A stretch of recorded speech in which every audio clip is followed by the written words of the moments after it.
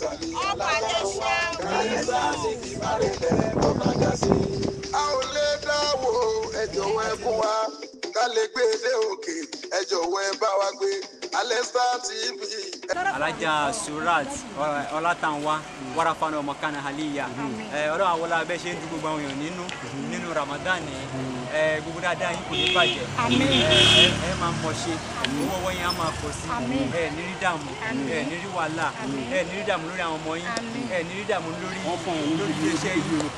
ọlá pé gbogbo àwọn èèyàn tó bá ti dùn yàn nínú oṣù Ramadan nǹkan táwọn àǹfà sọ ni wípé tó bá dùn yàn nínú oṣù Ramadan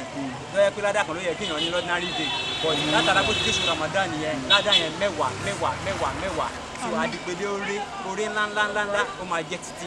lágbára Ọlọ́run ọlá lókùnrin hàn kẹrí ọlá gbogbo ibi tí wọ́n ti ń gbàwẹ̀ ọlá gbogbo orí tó ń ṣàdúrà fún yín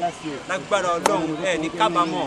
ẹ máa mọ̀ ṣe ẹ máa lọrí ẹ máa bọ̀rí ọlá lókùnrin hàn kẹrí alifatiha bismillahirrahmanirrahim alhamdulillahi rabbil alamin arrahmanir rahim maliki yawmiddin iyyaka na'budu wa iyyaka nasta'in ihdinas siratal ladzina an'amta alaihim ghayril maghdubi alaihim waladdallin. Alesta TV ẹ jẹ́ kó di ní ńlá ẹ subscribe share rẹ̀ kẹsì máa follow wa. àwọn lè dá o ẹ jọ̀wọ́ ẹ kó wa lálẹ́ gbé dé òkè ẹ jọ̀wọ́ ẹ bá wa gbé Alesta TV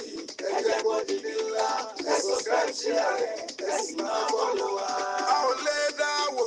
ẹ jọ̀wọ́ ẹ kó wa o ká lè gbé dé òkè ẹ jọ̀wọ́ ẹ bá wa gbé Alesta TV ẹ jẹ́ kó di ní ńlá Alesta.